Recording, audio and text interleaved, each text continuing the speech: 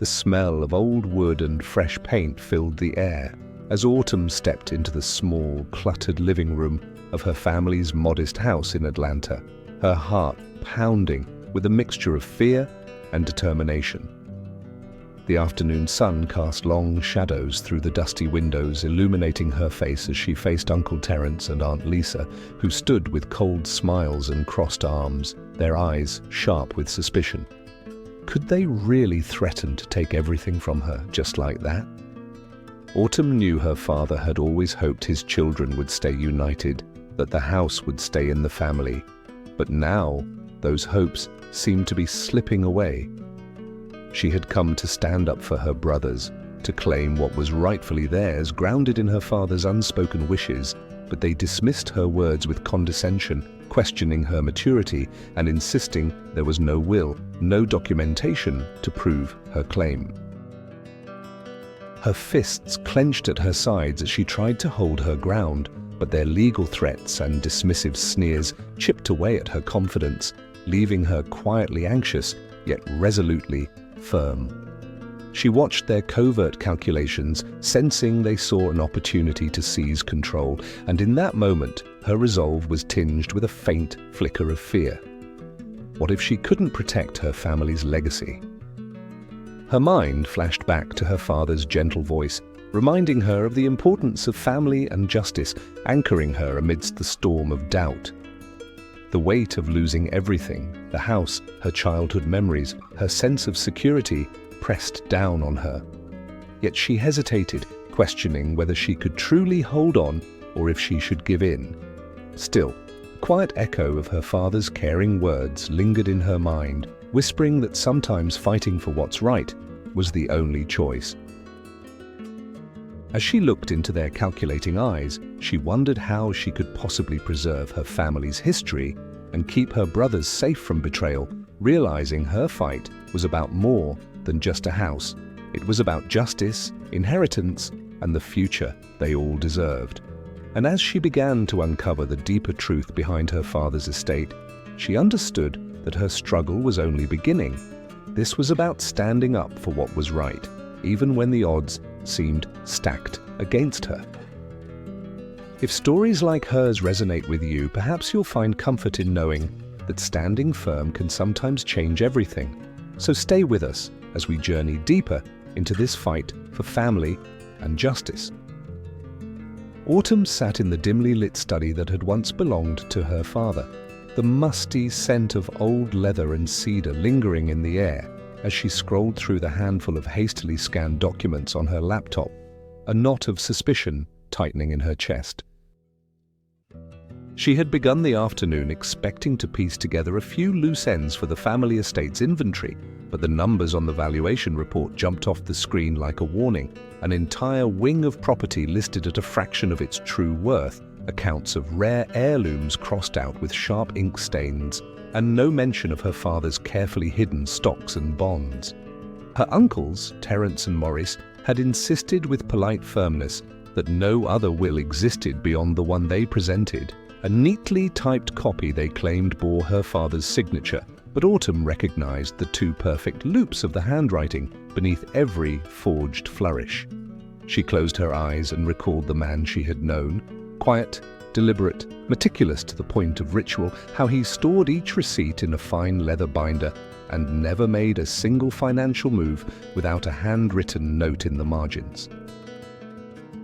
That memory spurred her to push harder, so she rose and crossed the room to the old oak cabinet where Maurice had stashed a box of her father's papers. Though Terence had been the one handling most of the estate's affairs, Maurice came back one evening from an unseen errand with a furtive air, fingerprinted smudges on his cuff, and Autumn suspected he had been rifling through those folders, even as he assured her there was nothing more to find. Clutching a pale blue legal pad thick with her scribbled questions, she banged on the cabinet door until it yielded a heavy sigh, then swung it open to reveal row upon row of manila envelopes, each labeled in her father's precise hand. Her breath caught when she pried one open and discovered inside a draft version of a will that referenced an offshore trust set aside for her benefit. along with detailed instructions for the sale of timber rights on their land, details glaringly absent from the official record. A forgotten letter slipped out, ink faded but words clear. In the event of my passing, my intention is to preserve our family's legacy. Any deviation from these instructions is not authorized. Autumn's heart raced as she flipped through balance sheets and deed copies that revealed more than a whisper of the deception underway. Somewhere between the moisture-stained pages and the sticky residue of old coffee rings, she felt a surge of determination collide with a wave of fear. Images of family dinners, the soft click of her father's fountain pen, his whispered assurance that he had set everything in order for her future, all flooded her mind as she realized how nearly they had lost everything. Yet she paused, the weight of the realization pressing heavily on her shoulders. She had proof in her hands, but exposing the truth meant confronting the men who had always seemed so imposing. What if Terence and Maurice were prepared to go further to protect their deceit? What if her proof crumbled under legal scrutiny? Autumn's fingers trembled as she jotted down the next steps. Authenticate her father's signature with the handwriting expert her mother once recommended, request official copies from the recording office, and trace every financial transaction that didn't add up.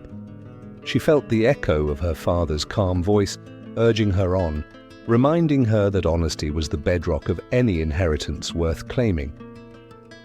Despite the late hour, she sat back down at the battered desk and began drafting emails to attorneys and archivists, her mind focusing on the path ahead rather than the fear that threatened to derail her.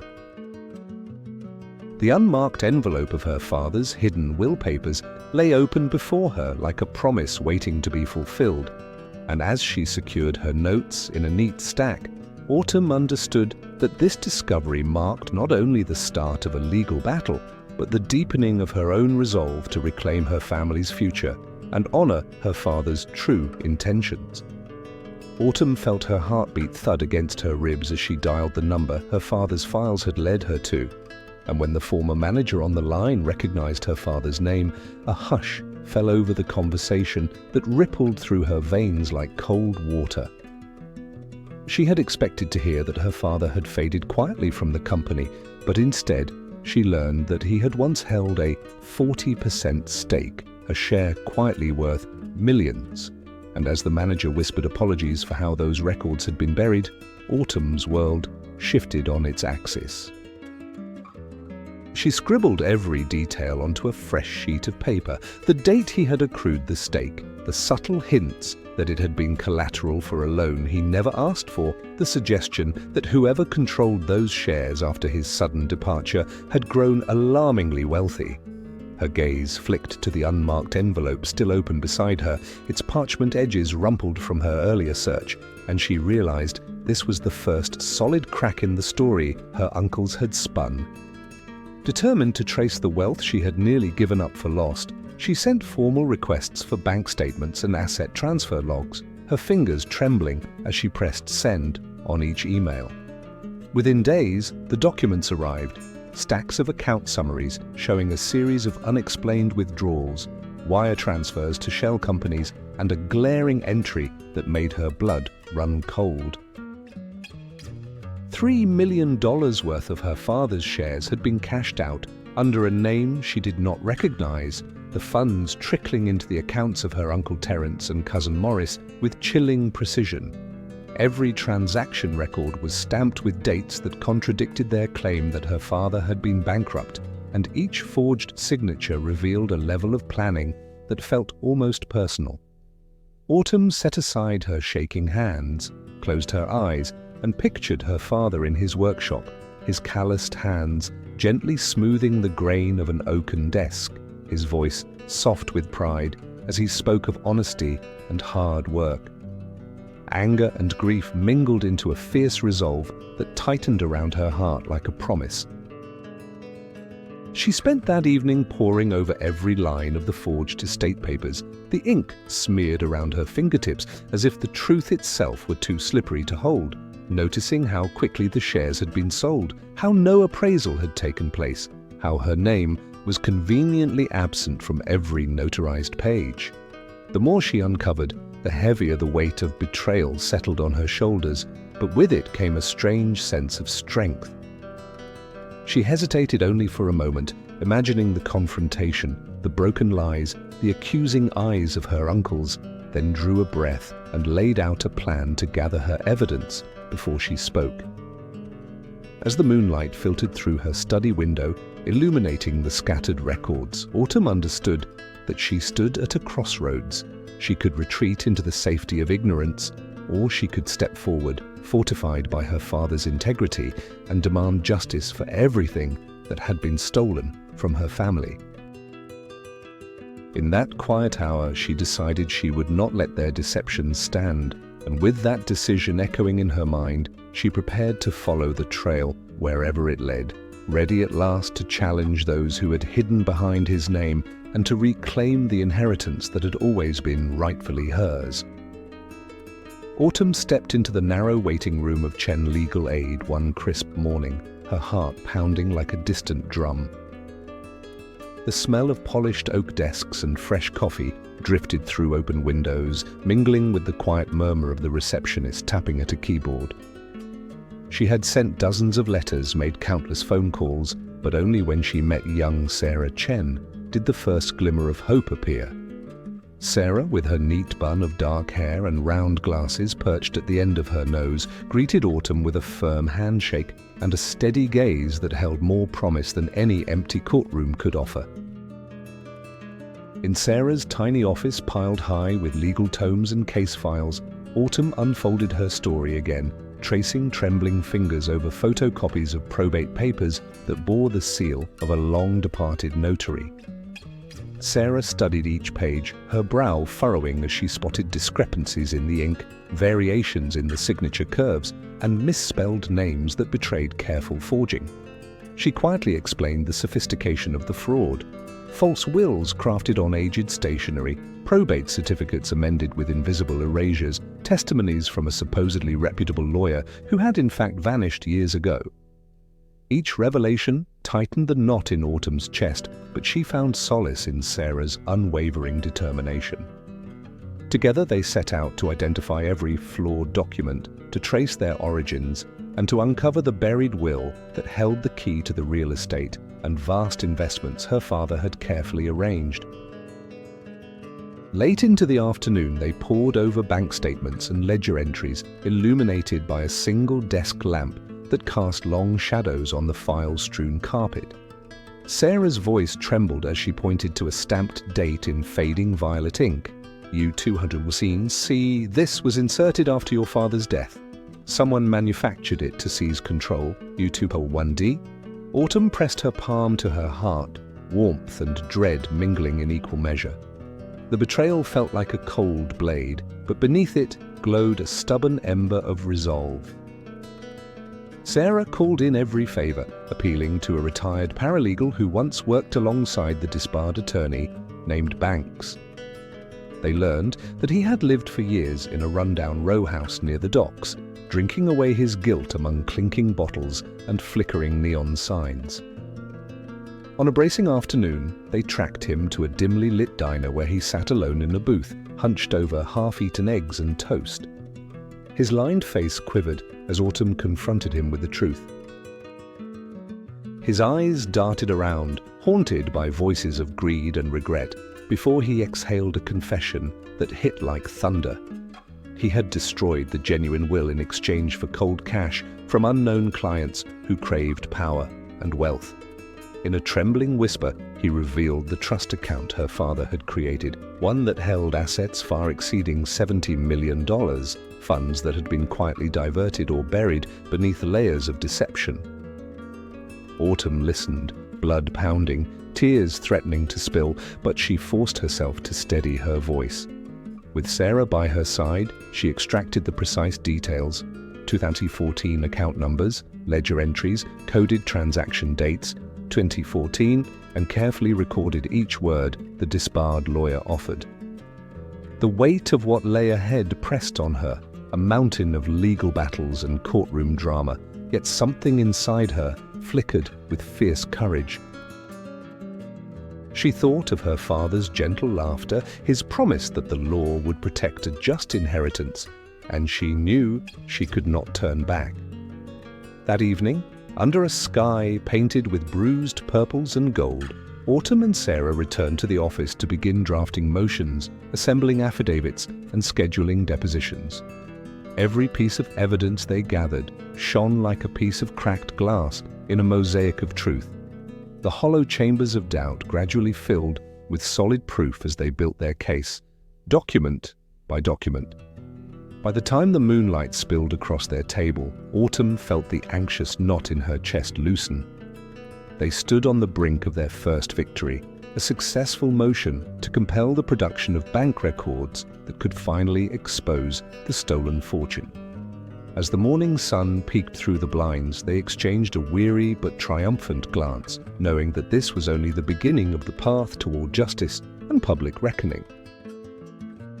When Autumn and Sarah walked into the courthouse on that crisp morning, the polished marble floors gleamed under the high arches as they carried with them a single sheet of paper stamped with hope. Their lawsuit against the uncles who had seized the grand estate. Word of the legal battle had spread like wildfire through newspapers and radio stations, and even the stenographer paused to blink at the crowded gallery filled with curious neighbors and sympathetic strangers. Sarah's heart thudded as she clutched her father's faded letter in one hand, the ink smudged at the edges from years of being pressed inside a book of poems. Autumn wore a well-tailored navy suit that had become her armor, though her hands trembled ever so slightly when she placed the lawsuit documents on the dark oaken table before the judge. As the uncle's legal team filed in, their expensive shoes announcing each step, Autumn sensed the sudden shift in air, an invisible line between the wealthy defenders of old privilege and the two women daring to demand justice. The chief lawyer, a man whose cufflinks caught the light like cold stars, rose to argue that the uncles had acted in good faith and that the family's affairs were too complex for simple accusations of theft. His deep voice filled the room, boasting of meticulous investments and legal settlements, but Autumn and Sarah recognized the thin veneer of sophistication covering a foundation of greed. When Sarah stood to call their first witness, she breathed in the faint scent of polished wood and legal pads, her voice steady as she introduced Dad's former colleague, a soft-spoken engineer with a salt and pepper beard who had overseen the renovations at the estate years earlier. He described the day he discovered missing ledgers, handwritten records of every penny spent on the mansion's restoration, and how he had watched one of the uncles slip the original will into a locked briefcase before walking away in a hurry. His words trembled on the edge of memory, but the details were sharp. The angle of the afternoon sun through the west wing windows, the quiet hum of the antique elevator, the echo of faraway laughter as he realized the document he held was a forgery. The prosecutor followed with bank records printed on glossy paper, columns of numbers that Sarah read aloud, each figure a testament to transfers from her father's account into hidden shell corporations controlled by the uncles. The courtroom was silent save for the rustle of paper and the occasional gasp from the audience. Then the brothers stepped up, young men who had grown up playing hide-and-seek in the marble hallways alongside Autumn. One spoke of how she had skipped college's tours to sift through old ledgers in a dusty attic, determined to uncover the truth. The other recalled her late-night investigations by lantern light, her face set in fierce concentration as she pieced together invoices and handwritten notes that no one else had noticed. Their voices cracked when they recounted the day they realized family dinners were stained with betrayal, the same table where their father had laughed at birthday candles now heavy with unspoken lies. Tears welled in Autumn's eyes as their words laid bare the depth of the uncle's deception. Then came the moment no one expected. The venerable Mr. Banks, the uncle's longtime advisor, cleared his throat and admitted that he had destroyed the original will under orders from one of them. His voice was low but certain, and when he described the hollow click of the shredder and the soft fall of paper into its bin, even the judge leaned forward, eyes widening. The uncles sat in stunned silence, their carefully constructed defenses crumbling like old plaster. Autumn's chest tightened as she watched their shoulders slump and their once confident gazes flicker with panic. She felt a tremor of doubt. Had she imagined victory already? But then she unfolded her father's letter, his elegant handwriting dancing across the page, and read aloud his final words. That family honor meant more than estates, that truth was the legacy he wished to leave behind. As her voice carried through the courtroom, she saw strangers nod, jurors exchange glances of empathy, and the judge tap his pen as if marking the end of a long pursuit. In that moment, Autumn realized justice was no longer a distant dream but an unfolding reality. And though she knew the uncles might yet strike back with appeals or threats, their unexpected triumph marked a turning point that would change everything, even as the uncle's shadow lingered, ready to strike back. Despite the echo of triumph that lingered in her bones from the recent courtroom victory, Autumn found herself tiptoeing through her own home in the dead hours of night, alert to every creak of the floorboards and every whisper of wind against the window panes. Only days after the judge's ruling, she had discovered the lock on her door shattered, its splintered wood dragging across the floor like a wounded animal. Scattered across the living room carpet lay shredded legal papers and photographs of her brothers, their faces scrawled with ugly threats, while a single, muddy footprint smeared across the coffee table reminded her that the uncles still wielded fear like a weapon. In the wavering glow of the security camera's red indicator light, Autumn interpreted every shadow as an intruder, every distant knock as a summons to violence.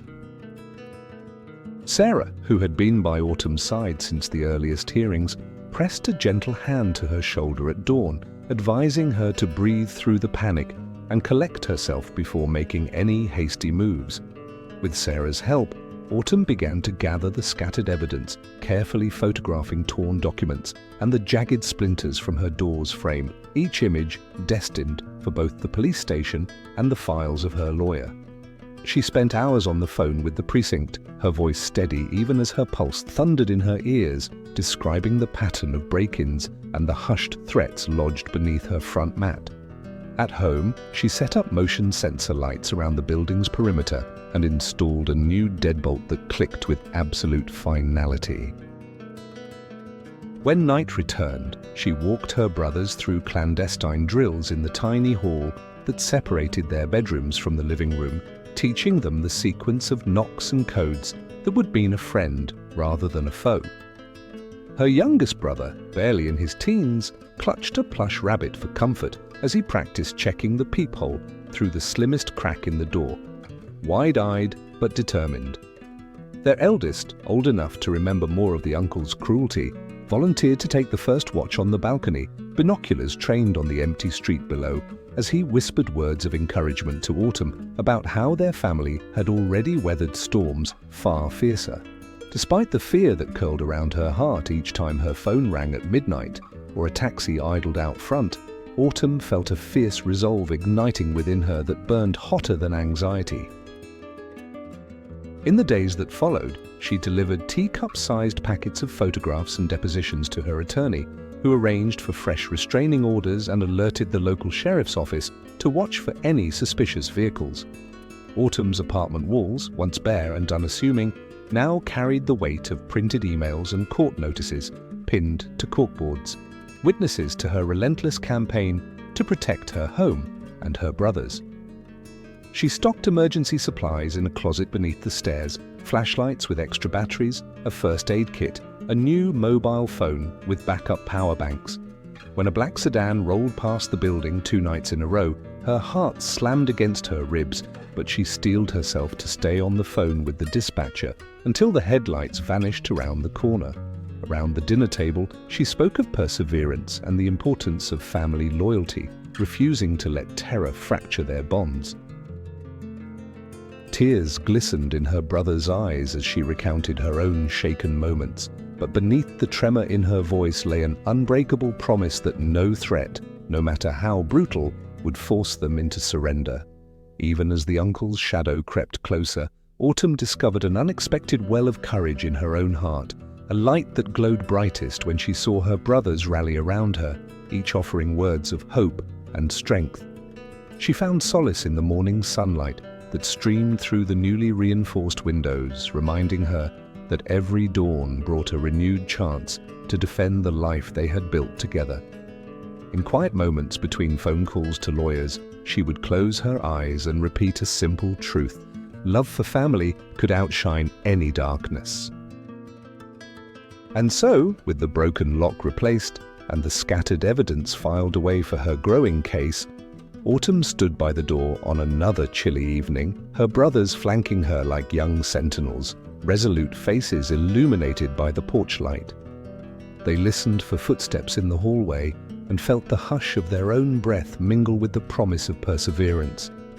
In that stillness, equipped with cameras, legal papers, and an unshakable bond of love, Autumn believed that by standing firm and leaning on each other, they could face whatever remained ahead as the final courtroom showdown loomed, promising the ultimate resolution. In the quiet aftermath of the courtroom victory, Autumn stood with a sense of calm and purpose that had grown stronger through every trial and tribulation they had faced. The judge's words echoed in her mind, declaring the trust restored and damages awarded, a clear sign that justice had finally been served. The family, gathered in the courtroom, felt an overwhelming wave of relief and pride, their eyes shining with tears of relief as they realized that the long, arduous journey was nearing its end. Autumn's heart swelled as she listened to the judge read a heartfelt letter from her father, a message filled with love and reassurance, affirming the unbreakable bonds of family that had sustained them through every storm. The trust now held over $100 million, a substantial sum secured for her brothers' futures, a tangible symbol of their perseverance and hope.